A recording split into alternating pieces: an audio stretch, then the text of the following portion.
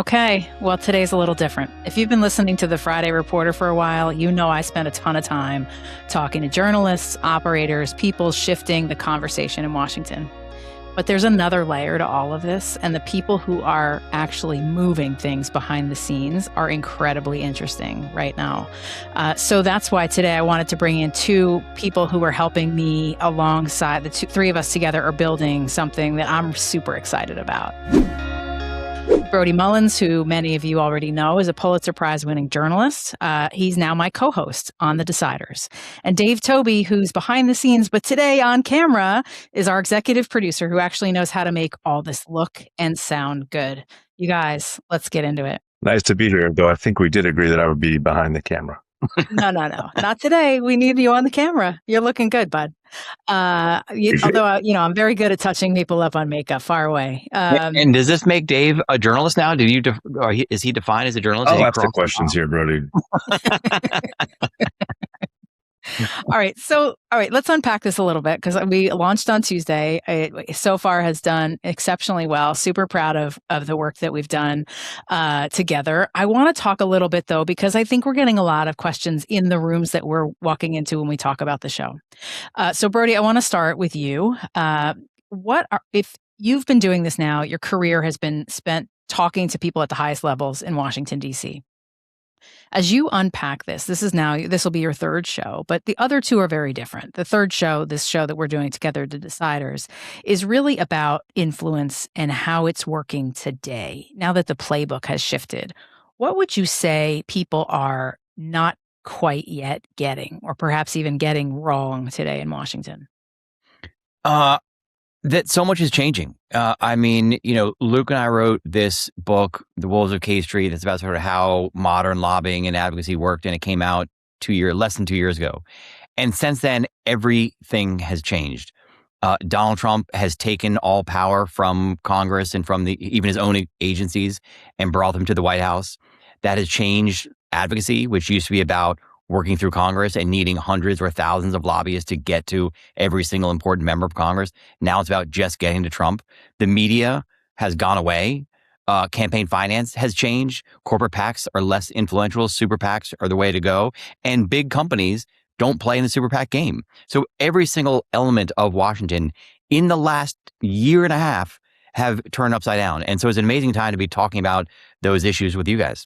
One of the things we've talked about in the open of the show is that the show itself is not about headlines. It's not about news of the day. More specifically, it's about rewriting the playbook. Dave, I'm going to start with you. What do you think that means to you? Yeah, as the resident journalist here, I'll say this is more long lead. This is not the what, when, where. This is the why. This is what are the longer trends that people are seeing? What are the shifts that are happening that maybe people don't see every day, but over the long term become apparent? And in order to speak credibly about those things, you need to be an expert. You need to be an insider. And those are the people that we're talking to. And so far, I think we're getting great insight from these folks. Brody, what about you? If you're thinking about the people that aren't necessarily on the front pages of the folks that are making headlines, are those the people that are the most effective today, perhaps? I think the answer is yes, period, full stop. But I think another fascinating thing about this show is that we're bringing those people on and letting them talk. We can't yet talk about all the guests who we have because some people have said they're not ready to go public. But we launched with Brian Ballard. Yesterday we taped with Jeff Miller. Jeff Miller has never done an interview before. He says he doesn't even like talking to print reporters. Never been on camera, except for a camera, chasing him down the street or something like that. He spoke to us for an hour about what he's like. He's the most important or second most important lobbyist in D.C. We talked to Brian Ballard. Brian Ballard has done one interview before us with his own podcast. Uh-huh. So this is really the first time he's gotten out of his shell. And then we've got other, amazing corporate leaders and trade association chiefs coming down the road. And it really says something about, one, positively what we're doing, but also that there's just nothing else out there. There's no other avenues for communication with the decline of the traditional media. I'm glad we choreographed that well, because I was actually getting to that in my next question, because there are a ton of podcasts in Washington. I mean, everyone you talk to is building a podcast in a lots of different ways. But I think ours is a little bit different. Some are news driven, some are personality driven.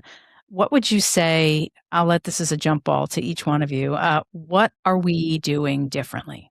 You I wanna think we're start, doing Brody? Dave differently. Dave, take it away. This is all about the visual. Um, well, I think there are a lot of podcasts out there. And when we speak about the deciders, it's not the common noun we use. We call it a show. And that is deliberate because podcasts are everywhere. They're ubiquitous. But they're not all created equal. And there's something democratizing about being able to do this from wherever you are on a shoestring budget, right? But we have said from the start, we're trying to create a premium product for a premium audience. And so it needs to look different. It needs to sound different. And we work really hard to deliver that. And I think so far we've been successful. I think people, to your point, Brody, one of the reasons people are willing to come on the show is because of the two of you, but also because they see we're going to represent them well. They're going to look and sound good. It's up to them to say the right things and make themselves sound smart. But certainly they know that this is a professional operation and this is like going on a TV show for them. Yeah, I mean that's my point. No offense to Lisa and I, because our questions are terrific and we're moderating these fantastic conversations, really getting insights from these insiders, which has been really cool from a journalistic point of view. But when I show the video to people, and if you haven't seen it, just go watch the first 5 seconds of Brian Ballard, of that episode. It just is different. And when I show it to people on my phone or on my computer or email to people or people go to the website, you look at for 5 seconds, people say like, oh, this is different. And that's the visual. Yeah. I think we've all done a million Zoom calls in our life. I've been on several already today. Right. And no offense to my clients and colleagues. We had great conversations. I wouldn't describe it as must-see TV. And so we are trying to do things at a higher level. We shoot 4 cameras. We're editing it very tightly. We want to make sure the conversation is eminently viewable. We put a lot of work into that. Dave, you've been very deliberate about that. The video piece of it is so incredibly important, but it's still 25 minutes, and 25 minutes can still be long for our audience. You've been very careful to make sure that not only are we producing a tight 25-minute smart conversation, you also are really careful about identifying when key moments are happening and turning them into sound bites that are marketable and usable. Talk a little bit about that process too. Well, I have a lot more experience working in 30 seconds than I do in 30 minutes, right? My background is in advertising, and I'm used to conducting interviews and directing interviews that last a long time and trying to narrow those down to 30 seconds. So in some ways, I find that part of it more natural. For me, stringing together, taking an hour-long conversation and turning it into a 30-minute conversation, I want to make sure that every part of that is interesting. And that has been a different challenge for me. But identifying the tight 30 seconds, that's almost second nature to me at this point. And luckily, I think you guys are asking good questions and we're getting really good answers. So we have a wealth of those sound bites. And I think people are seeing those online too and responding to those. Brody, you and I have been doing this podcast thing for some time now. You talk frequently about how you are a self-taught podcaster, as am I. I'm curious if from the time you started till today, what kinds of takeaways do you have in terms of the value of these conversations that you're having, whether it's online in an audio platform or in the video platform? Talk to me a little bit about that for you. I think the difference is that life is so busy and has always been so busy, and we're always working a million miles an hour before Donald Trump. And then Donald Trump put that on steroids. And when I'm calling someone as a journalist, it's like, hey, I need you to say exactly what I need you to say right now for a story that I filed 30 minutes ago. This is the opposite. It's like, let's stop. Let's pause the game. Let's go to the sidelines and talk about the game, the not what's happening this second, but how do you deal with everything happening every second? I mean, a lot of what we talked about, I think Mike Summers, his interview that's coming up, was about how to focus on the long term. Republicans are in charge now. That's great for him. Democrats are coming. How does he deal with that? How do you stick with your morals and your principles and adjust as needed down the road without giving up what you believe in? And Jeff Miller had a very similar message, and so did Brian Ballard.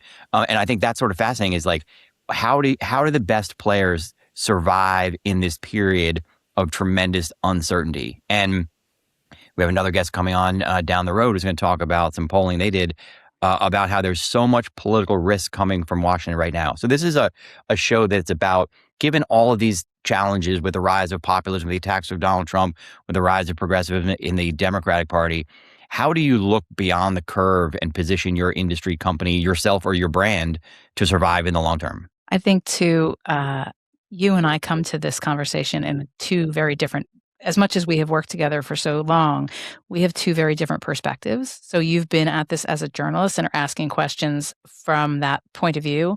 And I'm interested quite a bit in this reputational piece. And I think that that's what sets apart the premise of the show. The premise itself is simple, but it's not easy. We're asking people to be a little more honest than they usually are. And so far, we have really struck gold with almost every conversation we have had. What, between the time we work together to write the script and what we actually get from these conversations, what kinds of answers, Dave, this is a question more specifically for you because you're very careful to make sure that we seize on those moments. What kinds of answers are you hoping that we get in these conversations? I think you articulated it. I'm looking for honest answers. I think we all are. And you guys are very good at pulling the threads. If you start to hear something interesting, you'll explore it.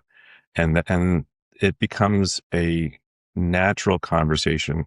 I will say that for any of us in our different vocations to be good at what we do, we have to be curious. To be a journalist, to be a communicator, to be a storyteller, to be good at it, you have to be genuinely curious.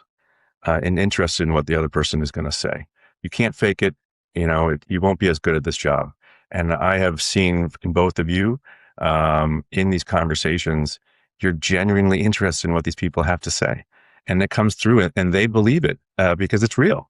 And so they want to open up to you, and they want to talk to you, and they want to share something with you and share their insight and experience with you because they know you want to learn what they have to say. I think another thing that's interesting, sorry to interrupt, is that I think some of these, huge important players who we're talking about are asked all day long for their tactical advice on things. And we're asking them something a little bit different. Sort of like, how do they think? How do they approach things? Like, let's step back. How do you deal with various problems in the short term? And you sort of get insights into how they think that have actually been helpful for me in my life already. And just realizing how to sort of try to tune out some of the noise, focus on the long term, and believe in what you believe in. Twice yesterday, Dave called us nerds. I just keeping score here, pal. It takes one to know one. I think you're right, though. I think it's a natural curiosity. We've been doing this a long time. We also, Brody, you've done this. You've interviewed some of the most important people in Washington in your career. I mean, really, some really super high level people. Is this difficult? Is this a difficult switch for you to unpack some of this with them today? So, great question for two reasons. One is, if I have spoken to lots of important people over time, it's like trying to get them in trouble and, catch them doing something. So it's not like, hey, what do you think about this? It's, why did you give to this PAC that gave to that group that, secretly handed money to this client? And they don't want to talk about that stuff. This is different. It's more of a feature. It's stepping back. And so that's been a transition. The second part is, as a journalist for a mainstream media company, in my case, the Wall Street Journal, you spend your entire life hiding behind a brand and you sort of have your opinions, but you kind of are taught to keep them in your back pocket and to just sort of lay out both points of view and get out of the way. The challenge of what I've found interesting and I'm slowly getting better at is articulating my viewpoints. I've been covering advocacy for 30 years, 25 years, and I've written a book about the history of it. So I know stuff, and some of that stuff is interesting. And it's and not that many other people are in that position who have covered an industry at a broad level for a long time, to sort of know the details of particular fights, but then sort of see this trend. Again, the only reason I see the trend is from working on a book, but it's sort of hard to I'm learning how to feel like I'm an expert and I can explain how things work to people rather than just sort of ask questions and get out of the way. But it's been fun. Different from being a staffer to being a principal. That's what I always say to people. It's like all of a sudden you have to learn how to be not standing in the back of the room, but sitting in the front of the room or at the table, being So how asked do a you do that? question. It's tough. It's tough. I mean, really, honestly, it's a lot about, the phrase everyone uses these days, and it's super overused right now, is the imposter syndrome, where everyone feels like they're in some space that they maybe aren't quite ready for. But the truth is that we all need to get over it. It's easier for me because I'm sitting in the other room, right, while you guys are recording. Yeah, you're the voice of God, though. You talk into that studio. I will say, as a credit to you, these experts that we're talking to know they're talking to experts. You guys are experts, and they respect you. And that's part of why they're coming on the show. And it's part of why they're opening up to you. And it's part of why they're willing to share this high level insight. And maybe they don't get asked about it that often because they are being asked about the news of the day, more tactical things. And so we have to get over our shared imposter syndromes because I think we all belong at this table. Yeah, and to promote an upcoming episode, we taped an episode recently with Jeff Miller, who again has never given an interview. And what's fascinating about that is you could tell, and Dave will edit this so it doesn't show this way, but I think, but that he had never talked about this stuff before. So he never really thought about how to talk about it. So we're asking him questions that he'd never thought about before, and he wasn't exactly sure how to answer. And I thought that was fascinating because what it meant that it was authentic. He didn't have some polished soundbite, that he was sort of struggling with how to say what he wanted to say, which was fascinating.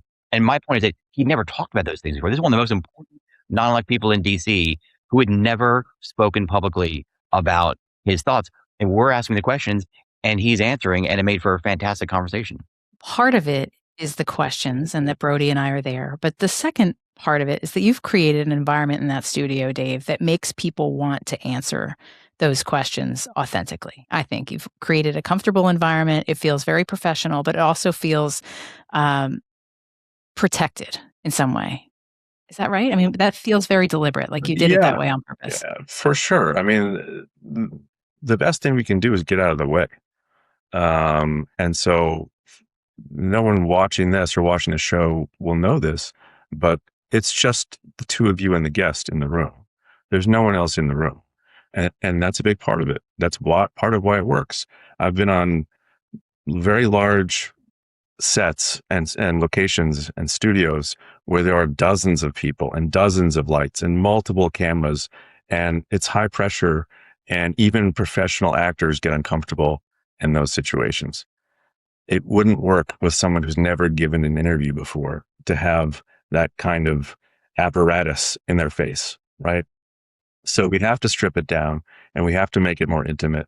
And maybe it seems obvious, but that's the only way we're going to get people to feel comfortable. And then it's the conversation, and it's you guys making them feel comfortable. It's been super fun. I mean, seriously, every conversation we've had so far, and there's about 8 in the can, I think, if I'm counting right. Let's spend a couple minutes on the business side of this, because I think that that's important, and that's a big part of why we're talking today.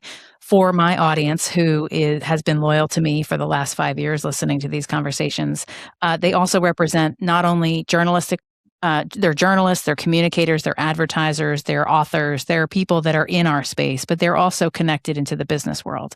A big part of what we have built here also does not come at a low cost. We are all, the three of us together have really committed to building something that is smart, that provides a conversation that's not happening anywhere else in Washington. And we want to make sure that people understand that we are open for business, that we are seeking out advertisers and support for the show in a way that makes good sense. We believe that our audience is Washington, D.C. and Washington, D.C. influencers. Those are the same audiences that are reading Politico Playbook every morning, that are checking in with Punchbowl News. And we've priced it in a way that is more competitive than some of those other places because we are not a traditional news outlet. What have I missed for the pitch to ask people to reach out and be in touch to support the Deciders as a program that we think is really worth investing in?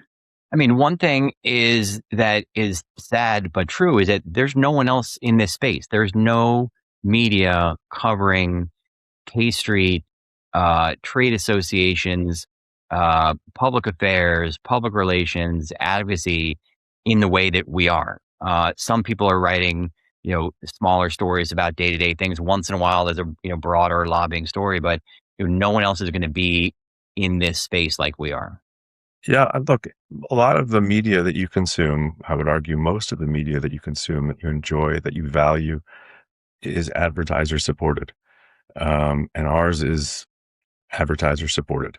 For us to be able to do what we set out to do at the level we set out to do it requires investment on our part. And we have to ask advertisers to support us. And we feel it's a fair transaction because they're going to get the eyeballs and the ears that they're after. That's right.